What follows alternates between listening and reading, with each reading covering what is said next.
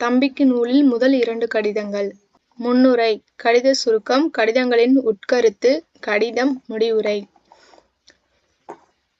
முன்னுரை. மாணவர்களை நடத்தும் முறையிலும் பண்பட்ட வாழ்க்கை மாற்றும் எளிய நடை வாயிலாக தனக்கென ஒரு மாணவர் பரம்பரையை உண்டாக்கியவர் மூவா. திருக்குறளுக்கு அவர் எழுதிய உரை மிகவும் புகழ்மிக்கது. இத்தகைய நற்பண்பாளர் தம்பிக்கு எழுதிய கடிதத்தில் தமிழரின் ஒற்றுமை குறித்த செய்திகளை விவரித்துள்ளதை இங்கு காணலாம்.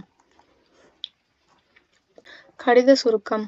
தம்பிக்கு என்ற கடித நூலில் இடம்பெற்றுள்ள முன்னுரையில் கடிதங்களை எழுதியதற்கான காரணத்தை மூவா குறிப்பிட்டுள்ளார். தமிழருக்கு நல்ல பண்பு உண்டு. ஆனாலும் தமிழரின் வாழ்வு நெளிந்துள்ளது. தமிழரிடையே சில குறைகளும் உண்டு.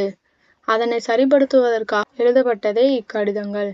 தன் குற்றம் நீக்கி பிறர் குற்றம் காணல் என்பது திருவள்ளுவர் நெறி. நம் குற்றங்களை நாம் உணர வேண்டும் என்கிறார்.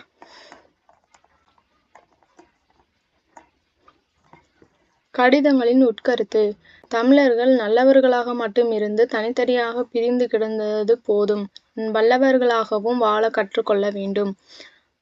வள்ளுவர் அறம் பொருள் இன்பம் ஆகிய 3ம் வேண்டும் என்கிறார். தமிழ் மொழி நல்ல மொழிதான்.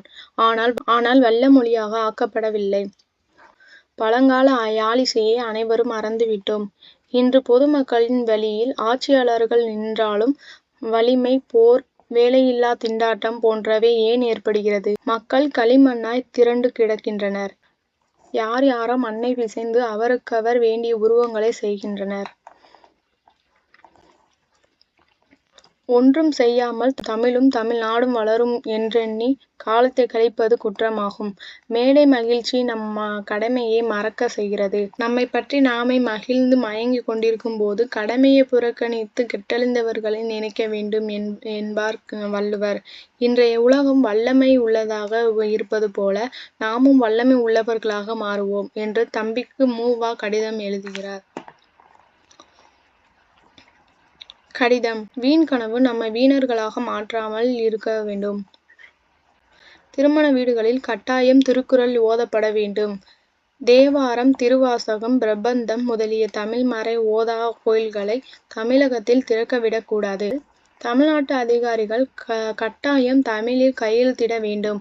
மொழிப்பற்று நாட்டுப்பற்று உணர்ச்சி வெள்ளமாக இல்லாமல் வற்றாத ஊற்றாக உள்ளத்தில் இருக்கட்டும். இதனை வீண் கனவு என்று சொல்லவில்லை. நம் தாயை வழிபட்டு குடும்ப கடமையை ஆர்வத்தோடு செய்யும்போது தவறு என செய்யவிடாமல் தடுப்பவனை பகைவன் என ஒதுக்க வேண்டும். பிறருடைய சொல்லிற்கு மயங்குதல் கூடாது. நம்மிடம் சொல்லுகிறவர் யார் என்பதை பொறுத்து உண்மையானதா என ஆராய வேண்டும். வாய்க்கும் வாழ்க்கைக்கும் உறவு வைக்காமல் பற்றின்றி வாழ்பவர் தமிழர் என நம்மை வீழ்த்த நினைப்பவர் உணர வேண்டும். வாய்ச்சொல் நேர்மையானதாக இருப்பதை கொண்டு ஒருவரை நம்பிவிடக்கூடாது.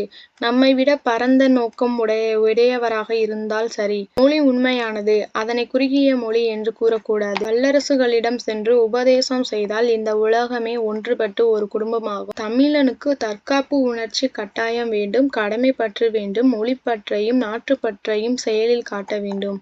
முடிவுரை. இவருடைய கடித இலக்கியம் தமிழருடைய எல்லா காலத்திற்கும் பொருந்துவதாகும். மூவாவின் ஒழுக்க சிந்தனை தமிழ் இலக்கிய உலகில் எவரெஸ்ட் சிகரம் போல உயர வைத்தது.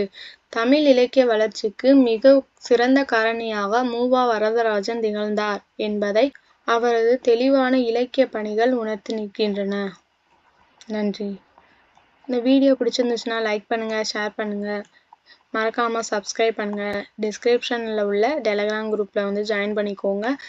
பிடிஎஃப்கான அப்டேட் நம்ம அதில் கொடுக்குறோம். நன்றி.